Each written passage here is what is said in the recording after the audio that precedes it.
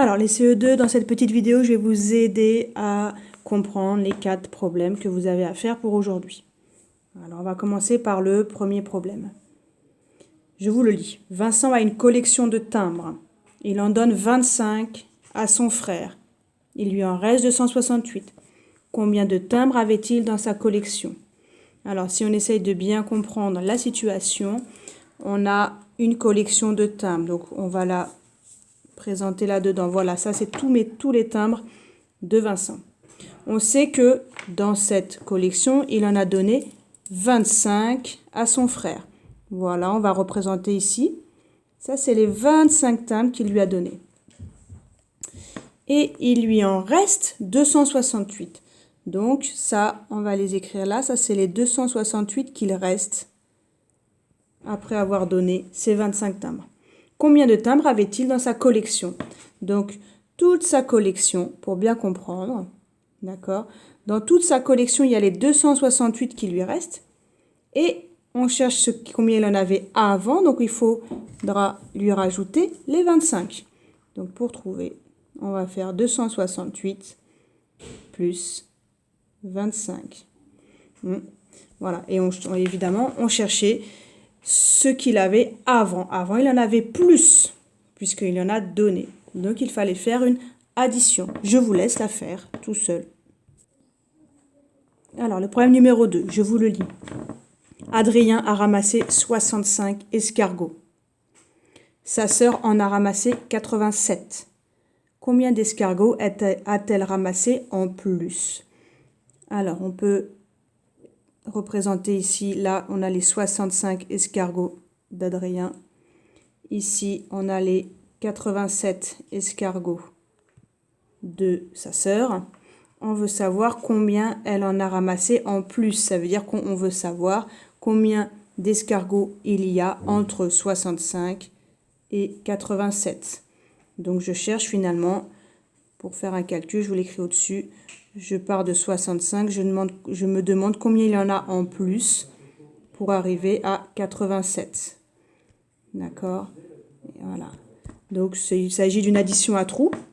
Donc, soit je fais dans ma tête, soit je pars de 65 et je me demande combien il faut que j'ajoute pour aller à 87. Et on a vu aussi qu'on peut aussi résoudre ce type de problème en faisant 87.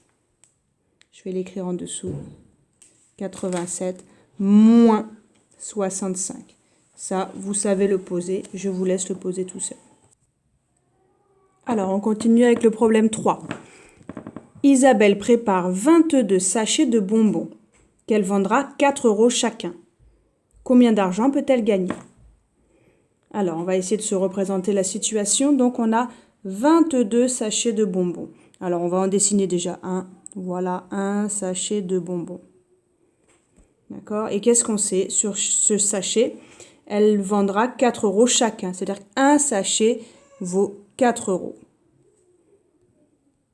D'accord? Et elle en a préparé 22. Alors, on ne va pas dessiner les 22, mais si j'en dessinais un deuxième, celui-là, elle va le vendre aussi 4 €. Si je dessine un troisième, elle va le vendre aussi 4 €. Et il faut que j'en dessine comme ça 22. Donc, et on veut savoir combien d'argent peut-elle gagner. Donc, elle va gagner 4 € plus 4 € plus 4 €. Et ce nombre 4, on va l'ajouter 22 fois puisqu'il y a 22 sachets. Donc, pour ne pas que ce soit trop long, je vais utiliser la multiplication. Donc, je vais trouver 22 fois 4. Et je vous laisse faire chercher le résultat. Alors, enfin, le quatrième problème. Je vous le lis. Karim a 47 billes. À la récréation du matin, il joue avec Silvio et en gagne 17. Combien a-t-il de billes maintenant? Alors, on essaye de se représenter la situation. Karim a 47 billes. Alors, je peux faire... Ça, c'est son sac de billes, d'accord? Il en avait 47. À la récréation, il joue avec Silvio et en gagne 17. C'est-à-dire Silvio, il lui en donne 17.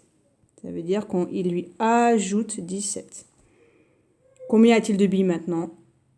Alors, on reconnaît très bien une situation où on ajoute une quantité. Donc, on fait une addition.